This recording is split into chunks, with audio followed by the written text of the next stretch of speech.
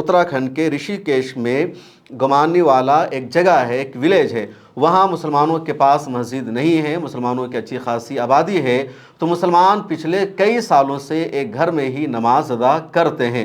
जुमा की नमाज भी वहाँ होती है, पंज वक्ता नमाज भी मुसलमान वहाँ पर पढ़ते हैं, और लोकल पुलिस को, प्रशासन को भी इस बात की इत्तला है, ख़बर है कि मुसलमान यहाँ अपने घर में नमाज अदा करते हैं।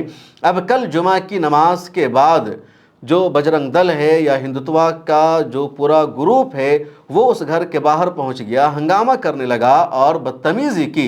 इन लोगों ने कहा कि यहाँ पर कैसे आप लोगों ने नमाज अदा की, किसने परमिशन दी।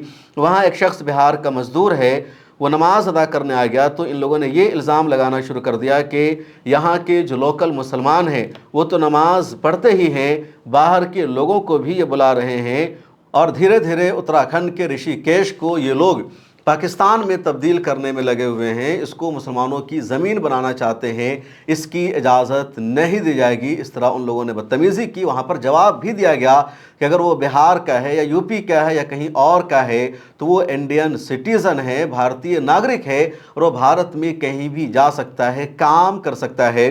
सोशल मीडिया पर यह क्लिप वायरल हो रही है, आप सुनिए।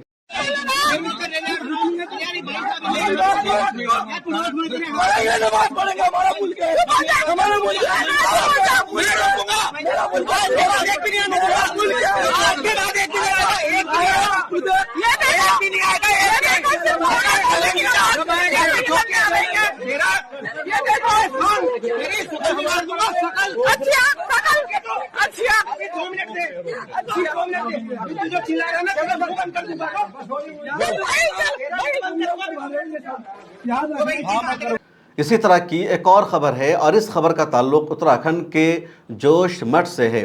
वहाँ कल से एक वीडियो वायरल हो रही है। मामला यह है कि एक मौलाना एक घर में प्राइवेट ट्यूशन पढ़ाते हैं। वो बच्चों को जाते हैं, घर में कुरान मजीद पढ़ाते हैं, और कोई भी मुसलमान कुरान पढ़ेगा, उसका बुनियादी हक़ है।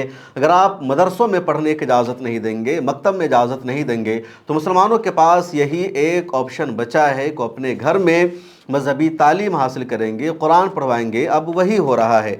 उत्तराखंड में एक मुसलमान फैमिली ने एक मौलाना को ट्यूशन पढ़ाने के लिए हायर किया। वो मौलाना उस घर में जाते थे, बच्चों को पढ़ाते थे। अब गौ रक्षक दलों को, बजरंग दल को पता चल गया कि मौलाना रोज़ाना इस घर में आता है, कुरान मजीद पढ़ाता है, मजहबी तालीम देता है।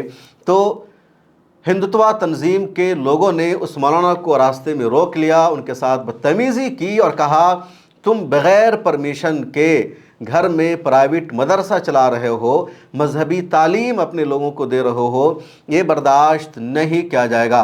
अब ये जो मामला है सीधे अंदलुस जैसा हो गया। उत्तराखंड के बारे में पिछले दिनों में आपको बता चुका हूं कि उत्तराखंड की हुकूमत ने मदरसा एजुकेशन बोर्ड को ख़त्म कर दिया है।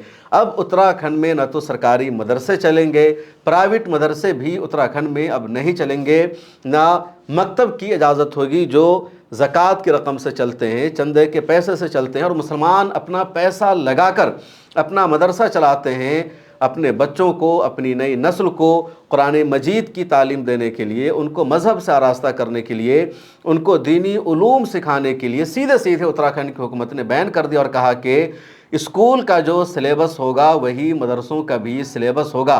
खा वो मदरसा आपका निजी हो, प्राइवेट हो, चंदे की रकम से चलता हो, हमें कुछ भी मतलब नहीं है।